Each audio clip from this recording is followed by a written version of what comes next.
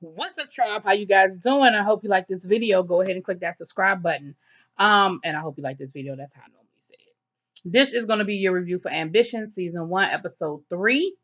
And we start this episode off with the mayor getting a text message saying they brought your mistress in.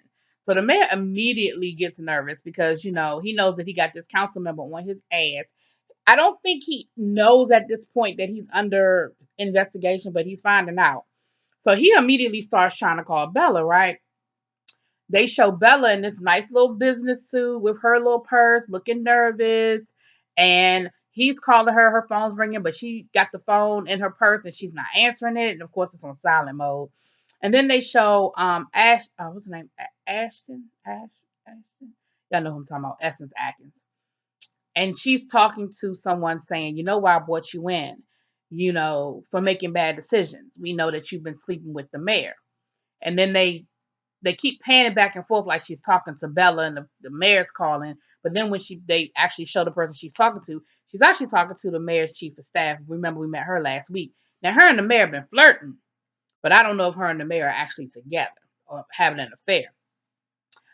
But she says, well, I'm not sleeping with the mayor, but even if I were sleeping with the mayor, I'm not doing anything illegal. Unethical, maybe, but not illegal. So what am I doing here? And she says, well, you've been making some bad decisions and we want to talk about it. And she immediately starts talking about she hasn't done anything illegal. And everything she's done is above board and everything. And she, Essence is like, well, that's very, oh, excuse me, y'all. That's very interesting because I told you that you're suspected of having an affair with the mayor, and you immediately start defending, saying that you haven't done anything illegal. Interesting. So she gets up like she getting ready to walk out the office, and she's like, you better sit your ass down. We need to talk. She said, let me tell you something. She said, we're investigating all of these different transactions, and we suspect that you've been taking kickbacks. We suspect that you've been doing some little hanky with the contracts, and just understand that you'll be the first to fall. The mayor won't take the fall. You're gonna be the first one to take the fall. And so, she's just like, whatever, she's playing cool. And they let her go. Um, oh my goodness, y'all. I'm so sorry. Um, they let her go, and then we see the mayor coming out of his office because he's still trying to call Bella because he think that's who they done called in. Bella's sitting outside his office waiting to meet with him. And so he plays it off, of course. He's like, oh, he was like, you wanted to see me? He was like, of course I would, my wife would get me if I didn't meet with her favorite designer. Let me see what you want to talk about, playing it off. They get in the room and he's like, well, what the hell are you doing here? She said, I'm here because there's some space that has come open at the airport and I want it. And I want you to put in a good word so I can get the contract. It's some sort of thing where the city of Atlanta is trying to encourage more local businesses to be in the airport. And she was like, look, 70 million people come through there. Like, that would be a great place for a boutique. And you need to help me out with it. And he was like, look, I can't do that for you. And I need you to, like, you being here is not a good idea. Like, because mind you, he's still shook. He's relieved that it wasn't her, but now he knows that he's under investigation. That's people looking for him. So of course, she starts kind of threatening him a little bit, like, look, you're gonna do this for me. You've been making me all these promises, and you're the fucking mayor. Like, you can make this happen. He was like, look, we'll talk about this later, but I really need you to get up out of here. Um, so then we see that Robin Givins is on her way to work, and she runs into Peters, the white developer that's trying to do the complex down in the take over Thumba's restaurant and do that complex, and looking for her dad, but her dad is not dead. God, that's the fireworks outside. Now, I live in Maryland. Fireworks are illegal in Maryland unless they're professionally done. But y'all know how y'all folk do. They're right outside doing fireworks. Anyway. Um, but yeah, so she calls him in her office and she's like, look, you're our biggest client. What are you upset about? And he was like, look, because your father has been dicking me around about this Thelma's Place thing. Like, it's a problem that needs to be solved. And my investors are getting antsy because we got to get this done. So she was like, look, I'll tell you what, I'll handle it. And I'll even get it handled before daddy gets back. And so he was like, oh, really? maybe I've been dealing with um the wrong person the whole time. So she moseys herself right on down to Miss Thelma's place, and come to find out, the father is the owner of Thelma's place. Um, um, um, um, Lord, these names. The sister doesn't. The father is the sole owner. The sister's just running things, and come to find out, Robin Givens was like, well, this offer has been on the table for a long time, and Rondell has been blocking you, and I just feel like you need to know what's really going on. So he looks at the offer, and of course, the offer is way more than what Rondell told him. And I think the offer that I believe Rondell told him the right offer. I think that Robin then added some zeros onto that to make it look better, make it look like Rondell is lying. So of course Rondell comes in at this moment, and the father is pissed off. He's like, "You've been lying to me all this time. Like this is a real offer. Like you made it seem like they wasn't offering nothing. Like this is some real money. And I own this restaurant. You are not in charge, and I'm gonna let you know what I'm gonna do. I'll make my decision." So of course, Robin Givens is standing in the back with that little grin, like, mm-hmm.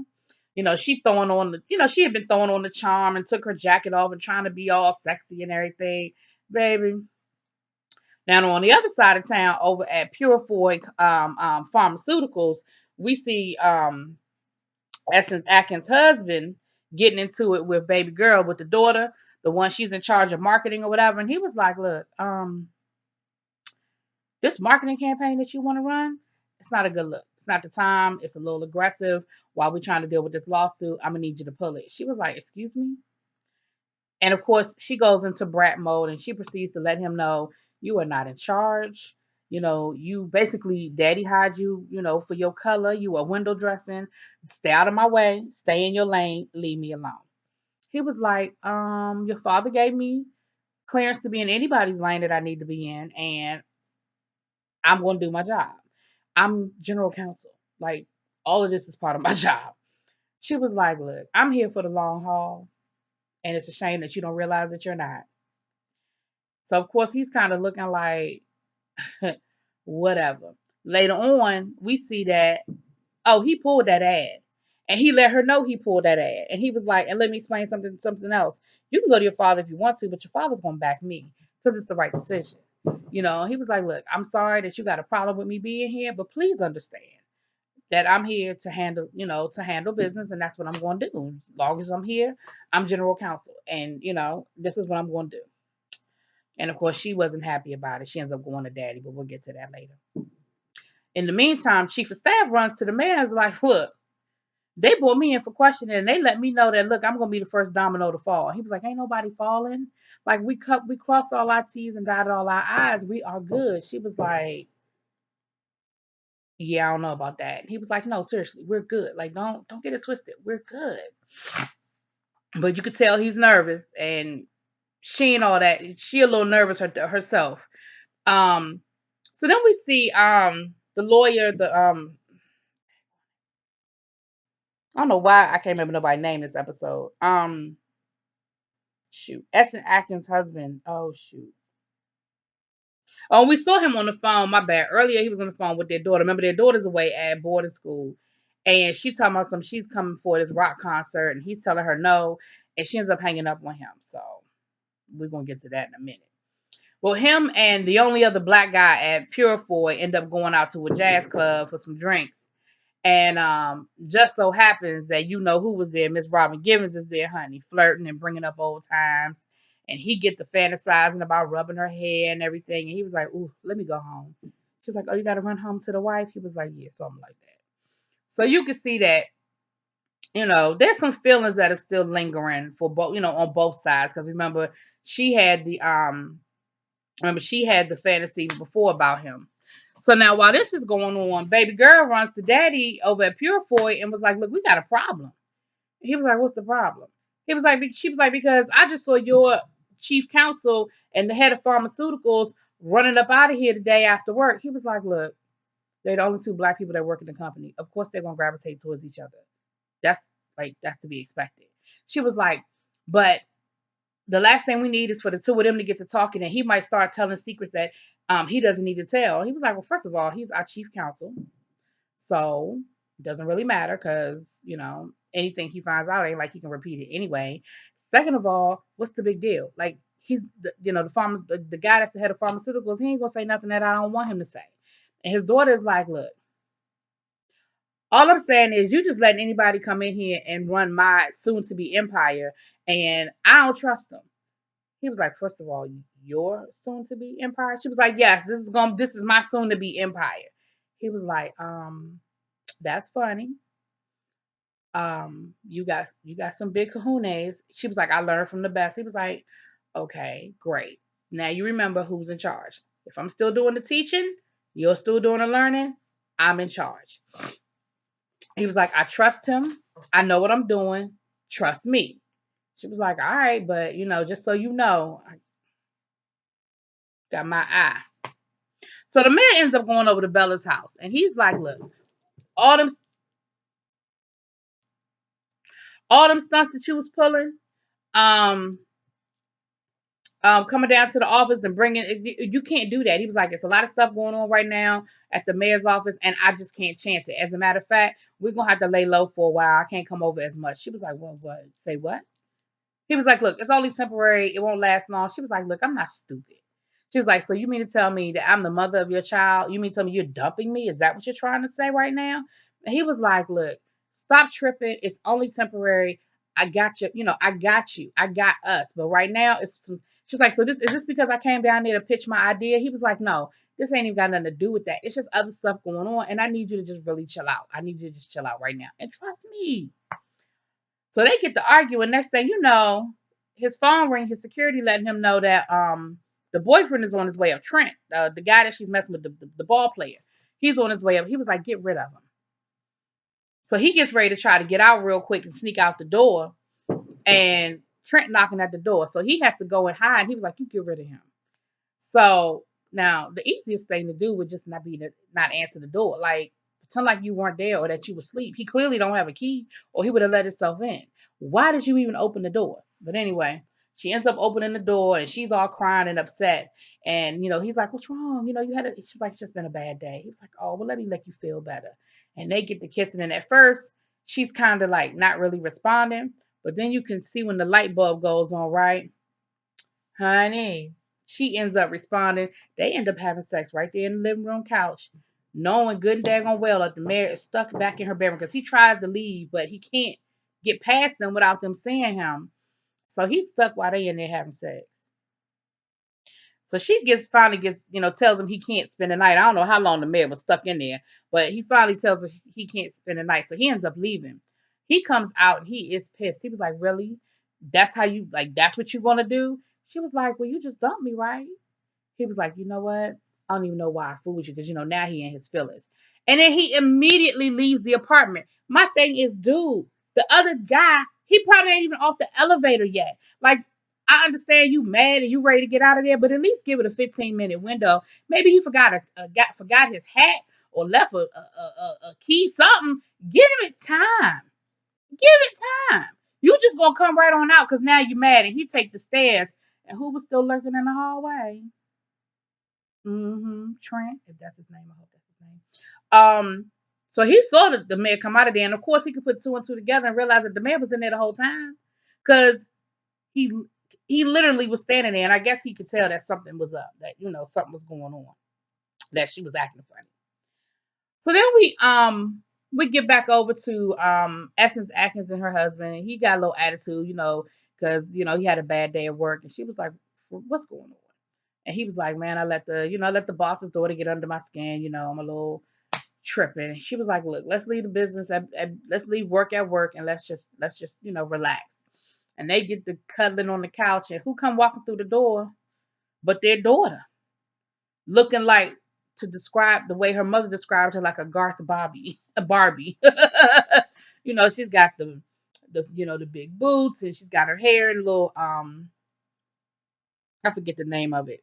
It's a style, but they're in all different. They're multicolored little plaits, little braids, and black lipstick, and she got her lip pierced and all this other stuff. And they were like, "Say what?" And he was like, "Oh, I forgot to tell you. Yeah, your daughter wants to come home for a rock concert." And she was like, hey, mom and dad. You know what I'm saying? And come to find out, she hates her boarding school. She was like, I'm one of the only black people there. And, like, it's the worst place ever. Like, why did y'all send me there? Somebody rings the doorbell and she's all excited, goes run to the door, opens up the door, and it's a white dude with blue hair and spikes, and he doing his whole goth thing or whatever. And he's all excited to meet them and everything. He's like, oh man, like, oh, it's so nice to meet the people that created my baby. Da da da da da. And they were like, say what? So that's who she ends up going to the concert with. So they let her go, even though you could tell they really wasn't feeling it. But they end up letting her go to the little concert or whatever. Talking about be back at one, be back at midnight, and leave your phone on. You know what I'm saying? Um, and it was funny because at first I was like, they just gonna let her just do whatever. But then she ends up coming back. Come to find out the tickets were bogus. She ends up coming back and she was like, look, I know it was a shock for y'all to see me like this. Like, I get it. It's all good. But just, I'm still y'all baby girl, basically. And they were playing Twister. And they were actually playing, like, it was cute. They were sort of like having a good time. And they're reconnecting and rekindling. And they get to talking with the daughter. And she's like, so what's up? Can I play Twister too? Can we make this a three-way game? And I'll beat y'all like I used to when I was little. And they get to laughing and stuff. So you can see they have a good relationship. Like, she's rebelling, but she's not being nasty or disrespectful. Like, I thought that she was going to come in there rolling her eyes and, cussing at him and stuff like that. She's still a little girl at heart. She's just probably trying to figure it out, trying to find herself kind of thing. Um, Now on the other side of town, we see Robin Givens and her daughter. Now remember, her daughter is gay, and ain't told nobody that she's gay. She looking at pictures of the Purifoy daughter. I think her name is Lori. It starts with an L. The Purifoy daughter, the one who kissed her in the bathroom at the gala a couple of weeks back. And Robin Givens is trying to talk to her, and she's paying her no mind. And she was like, "Look, can you put that phone down and have a conversation like a civilized, person at dinner?" So she puts the phone down. She said, "Well, I was checking my schedule, my rehearsal schedule." And Robert Givens was like, "Look, I hope that you are not spending too much time um, um, on these, basically on your hobbies and neglecting your studies." And she was like, "Mom, what are you talking about? Like, I told you it's not a hobby for me. Like, this is what I really want to do." She was like, well, you need to keep your GPA up for, Ivy League law school. She was like, "Mom, I told you I'm not going to law school." She was like, "Look, nobody cared about Viola Davis's GPA." Her mother was like, "You are no Viola Davis." And it was like, it was like, as soon as it came out, she was like, "Oh shit, what did I just say?" And of course, her daughter got up from the table and she was like, "Look, I'm sorry. I didn't mean it. Like, it didn't come out right." Um, but the daughter, they end up going back and forth. The daughter ends up leaving and she ends up going over to Purifoy daughter's apartment, baby. And they end up getting it. They end up doing the do. And she said, "Look, I'm not going to tell your secret. This is between me and you. I'm not here to hurt you." Because she pretended like she was answering the phone when her father was calling, and she pretended to answer the phone and everything. And she was like, "Look, I'm not here to hurt you. I would never tell your parents what's going on. It's between me and you." And so, baby, it went down. Then we see Rondell then went to visit her brother, trying to, because she doesn't realize that her brother's in on this whole development deal anyway. So she's begging her brother to convince the father not to sell the restaurant. Robin Givens rolls up on him and is like, "Look, just stay out of it. Like, stay out of it. Let your father make his decision." Telling her husband to stay out of it too, because of course she knows her husband's in on the deal, but Rondell doesn't know that her husband's in on the deal. Her and Rondell go back and forth. They get catty at each other. Rondell ends up leaving, and she tells him, "Look, I got your father right where I want him. You stay out of it. Y'all couldn't handle it. Y'all couldn't do what y'all couldn't deliver what y'all was supposed to deliver to my father. So now I'm taking care of it. Stay out of it." But he ends up going to visit his father. And I couldn't figure out if he was doing a reverse psychology on his dad, because he was talking to his father like he didn't really want his father to sell the restaurant. But I couldn't tell if it was, if I act too anxious, then my father gonna do the opposite of what I want him to do. So I'm gonna pretend like I'm kind of on Rondell's side. I ain't quite figured out what that was.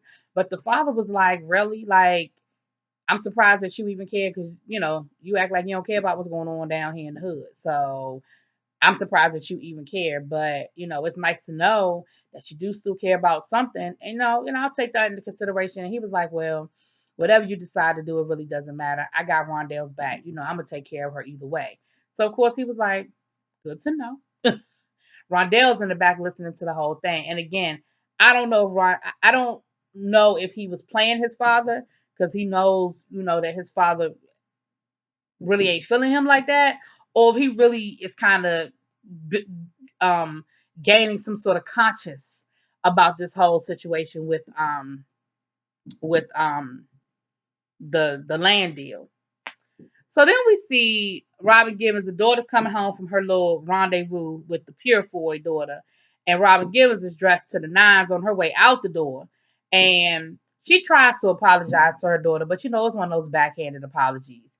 And she said, "Look, I'm trying. Can you at least meet me halfway?" And her daughter was like, "Look, if that was your idea of an apology, this is close as we gonna get." And she kind of like moved like one step or whatever. So her mother was like, "Look, they say the best cure for a bad attitude is a good night's sleep. So let me not keep you from that. You go on and get you some sleep." Basically, like, you acting like a you know what, and I'm gonna let you go on and handle it. And so she was like, "Well, where are you going this late at night?" She said, "I just got a quick business trip to make." Oh, rewind, I forgot early on, she got a phone call from her little investigator, and she was like, "Look, give me some good news." And the investigator then gave her some 411 on Darren. His name Darren. I was gonna say Darren Fleet, the comedian. Lord, that is not what I meant. Damon, the guy that Essen Atkins had an affair with. Come to find out, she's going to go. She's going on a little business trip. We see Essen Atkins and her husband laying on the Twizzler board, honey, and just a cuddled up and having a little intimate moment. Nothing. They weren't having sex or anything. Just a nice little cuddle moment. And she was like, I missed this. He was like, me too. He said, "Tell you what, I'm never gonna bring up his name again." Talking about the guy she had the affair with. Well, honey, at the same time, in between time, and in the meantime, Miss Robin Givens done flown down to Birmingham to meet up with guess who? The guy that she didn't had the affair with. So, Robin Givens is on that bring him she want to bring him in, honey. So we'll get to that next week. So that's where we left off. He's a little cutie with some little dimples and everything, baby. So that's where we left off, y'all. Let me know what y'all think. We're gonna pick it up next week. Y'all have a good day. Or evening, I should say.